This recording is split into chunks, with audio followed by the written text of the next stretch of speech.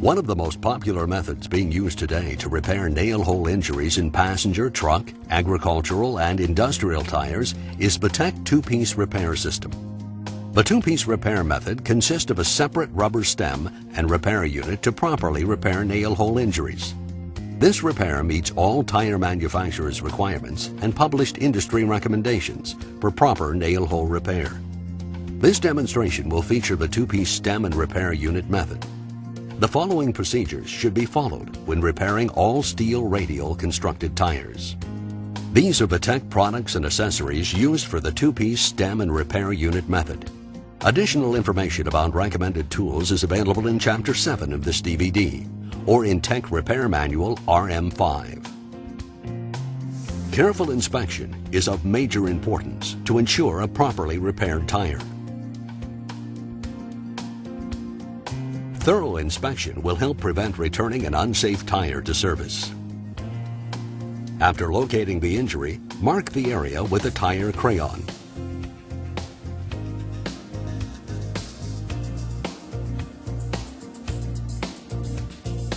If present, remove the injuring object. Also, note the angle of the injury. Use a TRT-105 injury measuring tool to probe the injury to determine its size and angle and to determine if any separation is present. Shown is the correct method to find the size and angle of the injury. If the angle exceeds 25 degrees, a two-piece repair system must be used.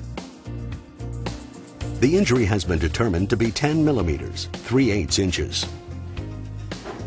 Now refer to Tech two-piece repair chart, CAT number 2PC, to determine the proper size repair unit. We are repairing a radial truck tire. We know the injury in this tire is in the crown area, and our injury size is 10 millimeters or 3/8 inches. The proper Centec repair unit for this two-piece repair is the CT20. Apply 704A Rubomatic rubber cleaner to the area being repaired. While the area is still moist, use a rubber scraper to clean the injured area. Repeat this process 2 or 3 times to assure that all lubricants, silicones, and other contaminating substances have been removed. This improves adhesion and prevents contamination of the buffing wheel during the mechanical buffing operations.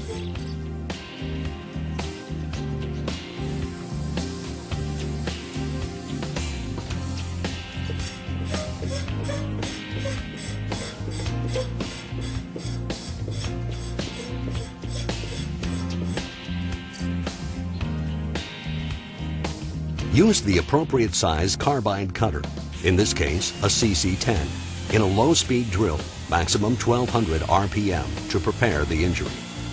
Following the angle of the injury, begin drilling from the inside of the tire with the drill turning in a clockwise direction. The low-speed drill eliminates the possibility of scorching the rubber. Repeat this process at least 5 times when repairing a truck tire. Now repeat this procedure 5 times from the outside of the tire to assure proper injury preparation.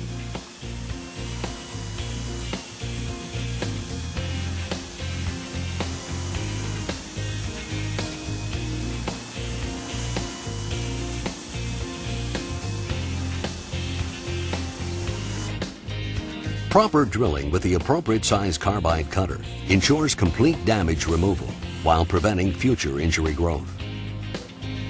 Using the spiral cement tool, thoroughly cement the injury 3 to 5 times from the inside using Tech 760 chemical vulcanizing fluid.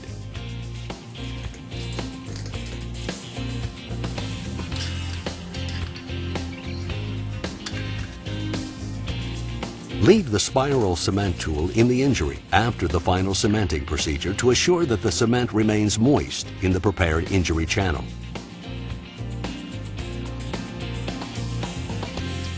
Now remove the blue poly from the stem. Apply Tech chemical vulcanizing fluid to the tapered area of the stem.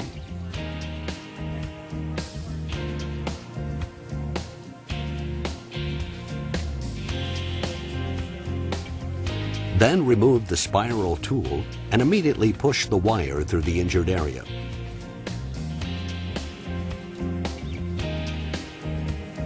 Next, from the outside of the tire, grasp the wire with a pair of pliers and begin to pull the stem through the tire injury. Continue pulling the stem until 3 millimeters, 1/8 inch, to 6 millimeters, 1/4 inch remains above the inner liner surface. Center the CT20 repair template directly over the injury and mark around its perimeter to serve as a guide for buffing.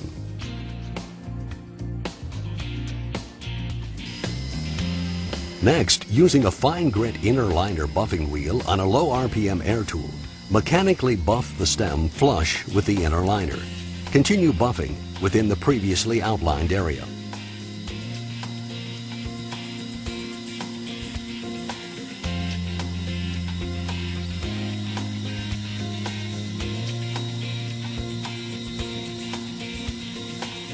Buffing the inner liner to an RMA number 1 or RMA number 2 texture ensures proper adhesion of the repair unit to the tire by creating a clean, even velvet texture.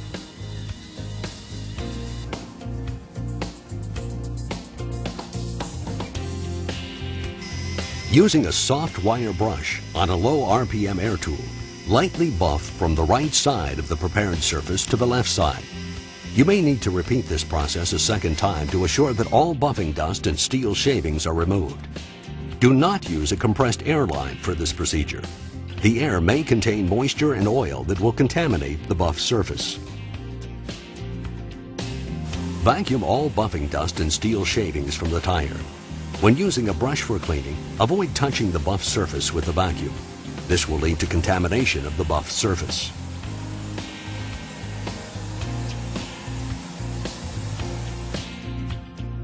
Apply a thin, even coat of Tech Chemical Vulcanizing Fluid number 760 to the clean, buffed area.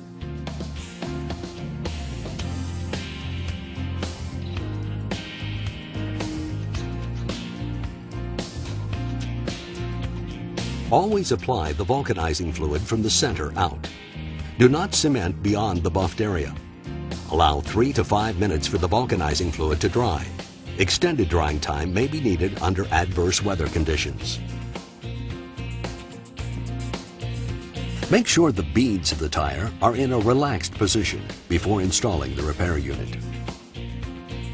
Break the perforation of the blue poly backing on the repair unit. Peel the blue poly approximately halfway back. To avoid contamination, be careful not to touch the gray cushion gum. Center the repair unit directly over the injury, aligning the repair unit bead arrow with either bead of the tire. Place the center of the repair down first.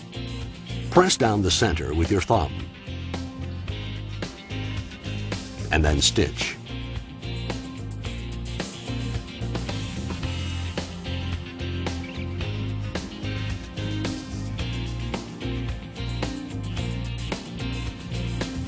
Remove the remainder of the blue poly.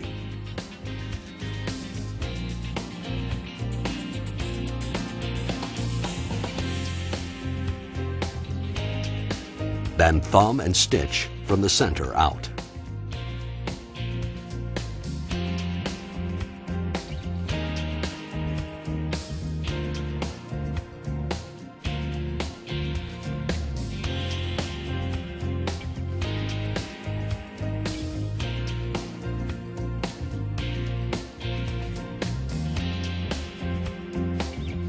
The repair should also be stitched in the opposite direction to ensure that no air is trapped under the repair.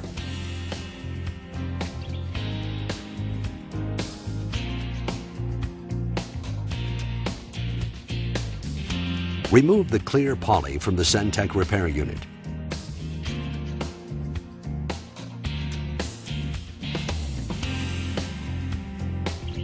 Tech repair units are designed for easy identification.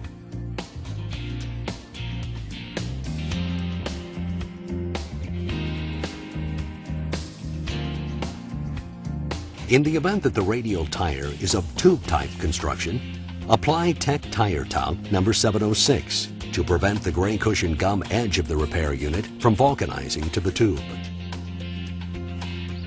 When repairing a tubeless tire, as in this case, apply security coat around the edge of the repair unit to ensure good air retention to the exposed buffed area. Security coat will dry to a black coloring.